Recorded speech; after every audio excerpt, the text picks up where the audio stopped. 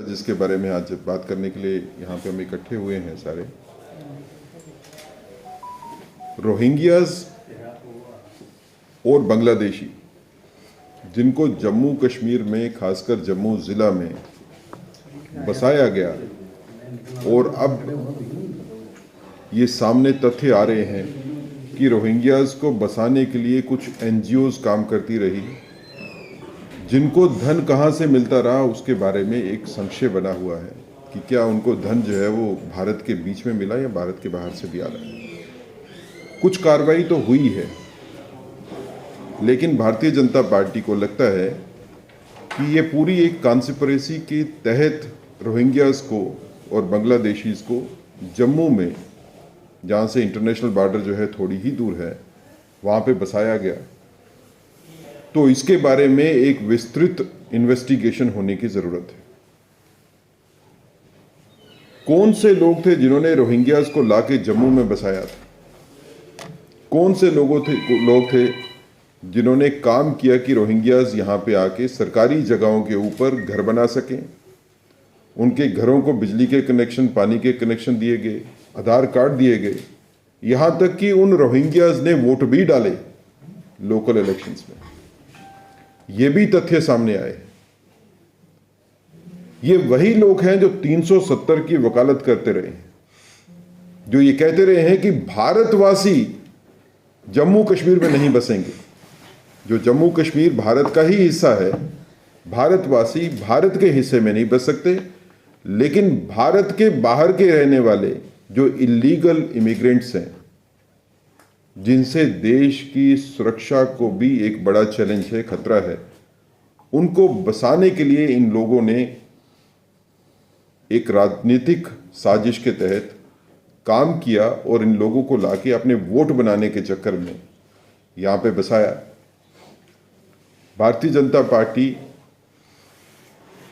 LG administration से ये request करेगी, क्योंकि होम जो है वो एलजी एडमिनिस्ट्रेशन के पास है, एलजी साहब के पास है।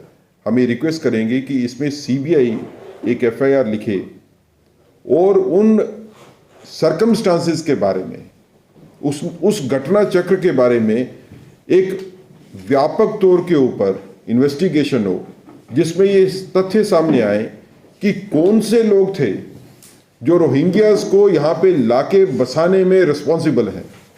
उन लोगों के खिलाफ कड़ी से कड़ी कार्रवाई होनी चाहिए, एफआईआर लगनी चाहिए, मुकदमे उनके ऊपर चलने चाहिए, और देश को भी पता चलना चाहिए कि देश के विरोध में काम करने वाली ताकतें कौन सी हैं।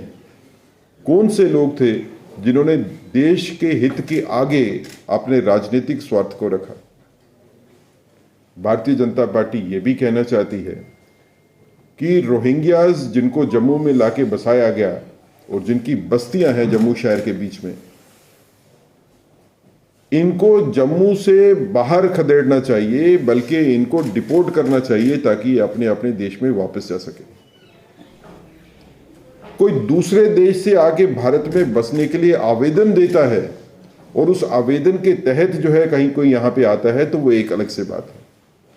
लेकिन चोरी छिपे भारत की धरती के ऊपर आके बसना, और फिर आप अगर पिछले कुछ तथ्यों को देखें तो इन लोगों की इन्वॉल्वमेंट जो है वो यहाँ पे लोकल क्राइम्स में भी है, ड्रग्स में भी इनकी इन्वॉल्वमेंट है, और इनके बारे में ये भी है कि इनकी इन्वॉल्वमेंट जो है वो क्रॉस बॉर्डर टेररिज्म में भी इनकी इन्वॉल्वमेंट रही है। लेकिन किसी ना किसी तरीके से ये सब ठंडे बस्ते में डाला जाता रहा है। रोहिंग्यास को लाना यहाँ पे जम्मू कश्मीर में तकरीबन उसी वक्त शुरू हुआ जब यहाँ पे मिलिटेंसी की शुरुआत हुई 90s के शुरू में। तो एक इतनी बड़ी जो साजिश है, इसको बेनकाब करने के लिए सीबीआई की इन्वेस्टिगेशन की ज़रूरत है, और उन सभी ताकतों को सामने लाने के लिए और उनकी प्रोसिक्यूशन करने के लिए भारतीय जनता पार्टी कटिबद्ध है। हम ये दरख्वास्त करते हैं एलजी साहब से भी कि इन तथ्यों का संज्ञान लेते हुए इस पे कड़ी से कड़ी कार्रवाई होनी चाहिए, और जो ताकतें रोहिंग्याज को सपोर्ट करती हैं, ये इलीगल इमिग्रेंट रोहिंग्याज भी होंगे और उसमें कुछ बांग्लादेशीज भी हैं, जो इनको सपोर्ट करती हैं सिर्फ धर्म के नाम के ऊपर, कि वो एक धर्म विशेष से संबंध रखते हैं, भारतीय जनता पार्टी समझती है कि ऐसी ताकतें राष्ट्र विरोधी ताकतें। ये पूछना चाहता हूँ जावेद साहब से भी और एनसी गवर्नमेंट से भी कि क्या आप कानून के हिसाब से चलेंगे या कानून आपके लिए मैटर नहीं करता है? जम्मू कश्मीर में कानून है, उस कानून के तहत अगर आपने पानी का कनेक्शन लेना है, बिजली का कनेक्शन लेना है, तो आपको डोमिसाइल सर्टिफिकेट की जरूरत है।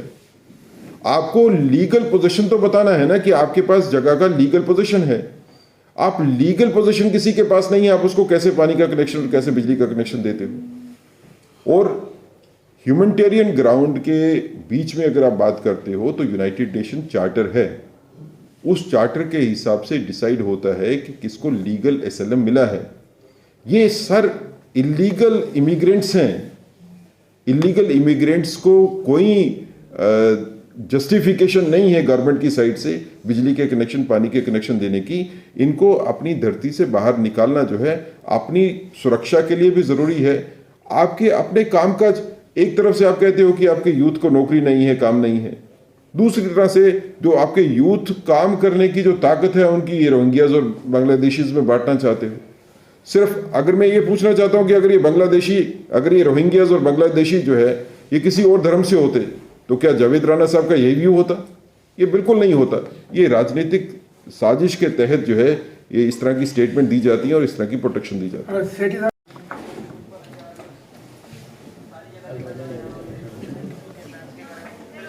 प्रेस कॉन्फ्रेंस में आप सबका स्वागत है। एक बड़ा ही